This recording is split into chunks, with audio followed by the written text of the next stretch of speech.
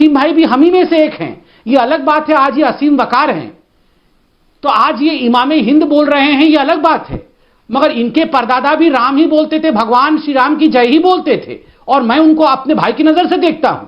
A few moments later. Sambit Patra की बात का आपने जवाब नहीं दिया। किस बात का जवाब चाहते हैं? नहीं, संबित पात्रा ने कई सारी बातें बोली। उन्होंने बोला कि आप भी उनके भाई हैं और आप के पूर्वज भी श्री राम को प्रभु ही मानते होंगे।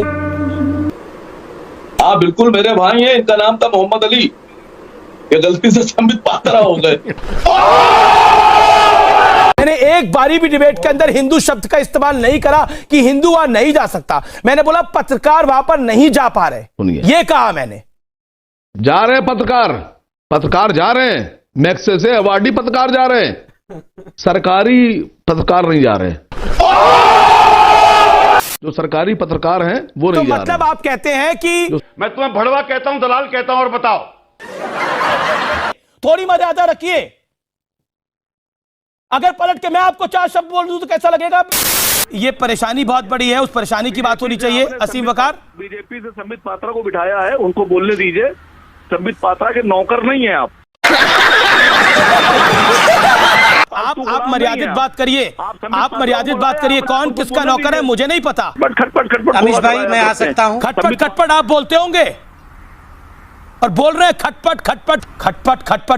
डिफेंस ऑफिसर जब नागपुर में अनएक्सप्लोडेड बम की ट्रेनिंग लेने गया तो वहां बताया गया कि जब अणु बम गिरेगा तो अमेरिका अपने 40% आबादी को बचाने के लिए बहुत कॉस्टली शेल्टर्स बना रखा है।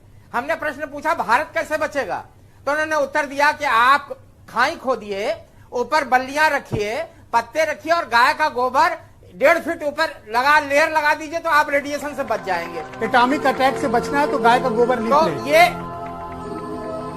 मुझे वैज्ञानिकों ने बताया कि हमने कहा हम कैसे बाहर हैं, उनका शरीर पर मल लीजिए गोबर आप, तो आप एटॉमिक रेडिएशन से बच सकते हैं। गाय का गोबर लीप ले तो रेडिएशन से बच सकते हैं। जी हाँ, ये वैज्ञानिक सत्य है, ये नासा का रिसर्च है, मैं बता रहा हूँ, आप गूगल पे देख लीजिए। एक बात सर बता दूं, इन्होंने बताया गाय का गोबर लपेट लेने से ये होता है, बिछा लेने से ये होता है।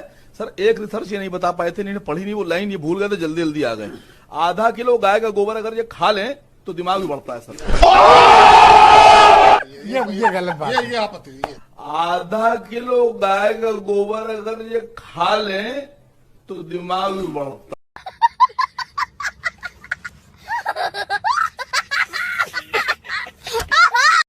वकार साहब, असीम वकार साहब, मैं आपसे जानना चाहूंगा कि आप लखनऊ से हमारे साथ जुड़े हैं और संयोग की बात है कि उत्तर प्रदेश के मुख्यमंत्री योगी आदित्यनाथ ने कहा था कि भाई केजरीवाल ने तो हनुमान चालीसा पढ़ ली, अब ओवैसी भी पढ़ेंगे, तो मतलब आप भी लोग भी हनुमान चालीसा पढ़ने की तैयारी कर रहे हैं अपना वोट बैंक या बेस बढ़ाने के लिए। बताइए, ओवैसी जी पढ़ेंगे हनुमान चालीसा? सर 16 मिनट से सुन रहा था। बहुत शुक्रिया आपका कि आपने मुझे बुलाया और मैं आपके चैनल पर बैठकर। सर योगी जी ने यह बात कही थी चुनाव में जी कि अरविंद केजरीवाल ने तो पढ़ लिया, ओवैसी साहब पढ़ेंगे।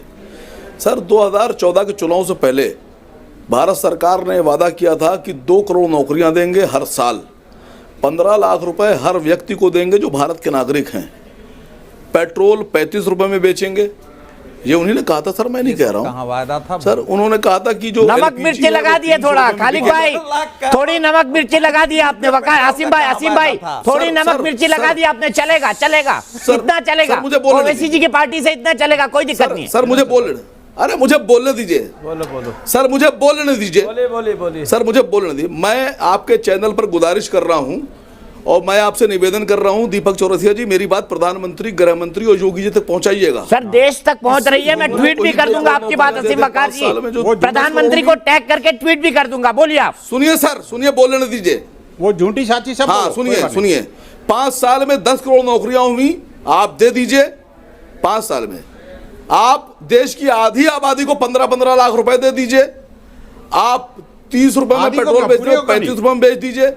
आपने 300 सिलेंडर की बात की थी, आप 350 में दे दीजिए। मैं वादा कर रहा हूं, मैं हनुमान चालीसा पढ़ दूंगा।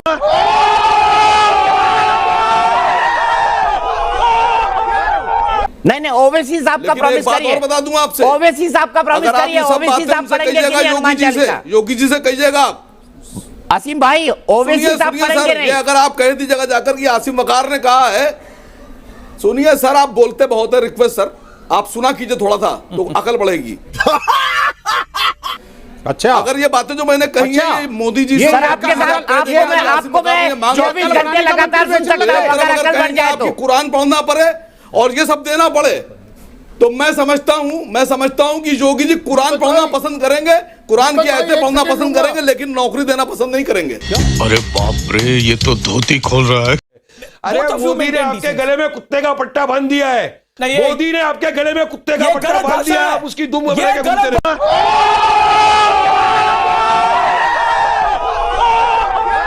वही जब हम मुगलों की डायनेस्टी के बारे में, इनके शासनकाल के बारे में और भारत में रहकर इन्होंने क्या किया क्या नहीं किया, उन तमाम चीजों के बारे में अपनी इतिहास की किताबों में पढ़ रहे हैं, तो अगर आरएसएस का इतिहास पढ़ा दिया जाएगा वारिस पठान, तो कौन सी आफत आ जाएगी?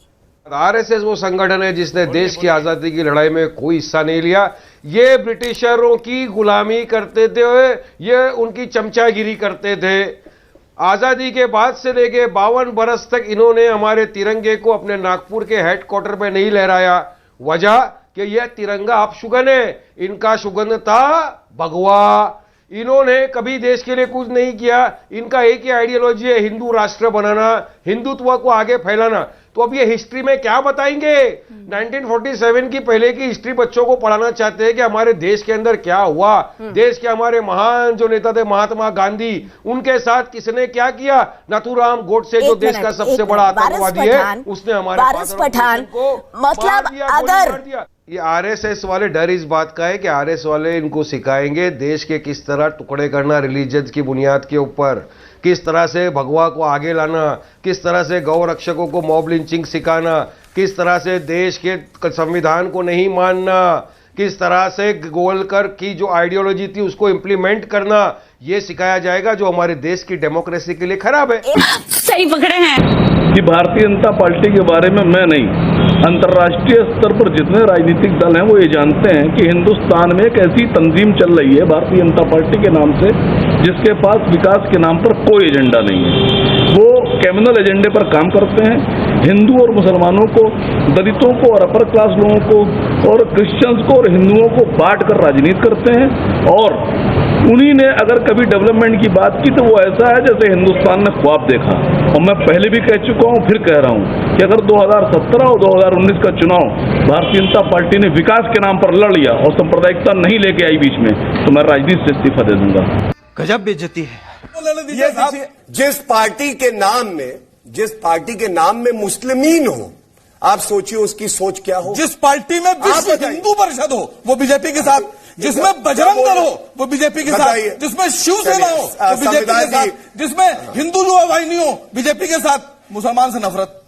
चलिए खुद चार कर लिए बैठे हैं। देखिए प्लीज, हाँ मेरी बात, ये वो चूहे हैं जो देश खा जाएंगे। इन चूहों को निकालिए और पकड़िए। असली दुश्मन है ये देश के जो चूहे हैं आप।